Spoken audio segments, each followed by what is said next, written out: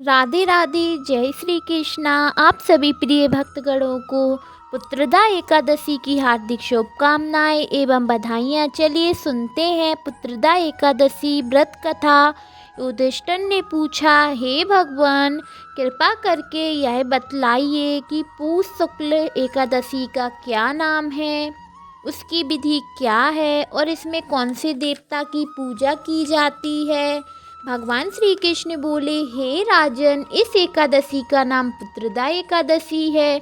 इनमें श्री नारायण भगवान की पूजा की जाती है। तीनों लोकों में पुत्रदा एकादशी के व्रत के समान कोई दूसरा व्रत नहीं है। इसके पुण्य से मनुष्य तपस्वी, विद्वान और लक्ष्मीवान होता है। अब मैं तुमसे इसकी कथा कहता हूँ, तो ध्यानपूर्वक सुनो। कथा। भद्रावती नामक नगरी में सुकेतुमान नाम का एक राजा राज्य करता था। उसके कोई पुत्र नहीं था। उसकी स्त्री का नाम सैव्या था। वह निपुती होने के कारण सदैव चिंतित रहा करती थी। राजा के पितर भी रो रो कर पिंड लिया करते थे और सोचा करते थे कि इसके बाद हमें कौन पिंड देगा। राजा को पुत्रहीन होने के कारण भाई, बांधव, धन, हाथी, घोड़े, राज्य और मंत्री सब कुछ होने पर भी संतोष नहीं होता था। वह सदैव यही विचार करता था कि मेरे मरने के बाद मुझको कौन पिंडदान देगा। बिना पुत्र के पितरों और देवताओं का ऋण मैं कैसे चुका सकूंगा। इसलिए मुझे पुत्र की प्राप्ति के लिए प्रयत्न करना चाहिए। राजा इसी प्रकार दिन रात चिंता में लगा रहता था। एक समय राजा ने अपने शरीर को त्याग देने का विचार किया, परंतु आत्मघात को पाप समझकर उसने ऐसा नहीं किया। एक दिन राजा का ऐसा ही विचार करता हुआ अपने घोड़े पर चढ़कर वन को चल दिया और पक्षियों व वृक्षों को देखने लगा। उसने देखा कि वन में मृग, सुअर, सिंह, बंदर, सर्प आदि सब भ्रमण कर रहे हैं। हाथी अपने बच्चों और हथनियों के साथ घूम रहा था। वन के दृश्य को देखकर राजा सोच विचार में लग गया। इसी प्रकार दोपहर बीत गई।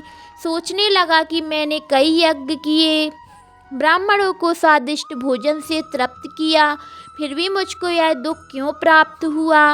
राजा प्यास के मारे अत्यंत दुखी हो गया और पानी की तलाश में इधर उधर फिरने लगा। थोड़ी दूर जाकर राजा ने एक सरोवर देखा। उस सरोवर में कमल खिल रहे थे तथा सारस, हंस आदि विहार कर रहे थे।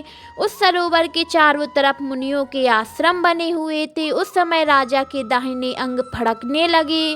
राजा शुभ शगुन समझकर घोड़े से उतरा और मुनियों को दंडवत प्रणाम करके उनके सामने बैठ गया। राजा को देखकर मुनियों ने कहा, हे राजन, हम तुमसे अत्यंत प्रसन्न हैं, अपनी इच्छा कहो। राजा ने उनसे पूछा, महाराज, आप कौन हैं और किस लिए यहाँ आए हैं, सो कहिए। मुनि बोले, हे राजन, आज संतान देने वाली पुत्रदा एकादशी है। हम लोग विश्वदेव हैं और इस सरोवर पर स्नान करने आए हैं। इस पर राजा कहने लगा, हे महाराज, मेरे भी कोई संतान नहीं है। यदि आप मुझ पर प्रसन्न हैं तो एक पुत्र का वरदान दे दीजिए।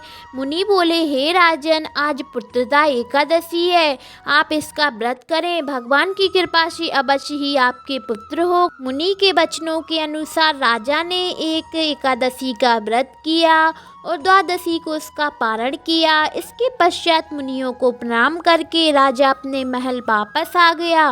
कुछ समय के बाद रानी ने गर्भ धारण कर लिया और 9 महीने के पश्चात उनको एक पुत्र हुआ। वह आगे चलकर अत्यंत सूरवीर, धनवान, यशस्वी तथा प्रजापालक राजा हुआ। श्री कृष्ण भगवान बोले, हे राजन, पुत्र की प्राप्ति के लिए पुत्रदा एकादशी का व्रत करना चाहिए। जो मनुष्य इस महत्व को पढ़ता है या सुनता है उसको अंत में स्वर्ग की प्राप्ति होती है। जय श्री राधे। जय श्री कृष्णा।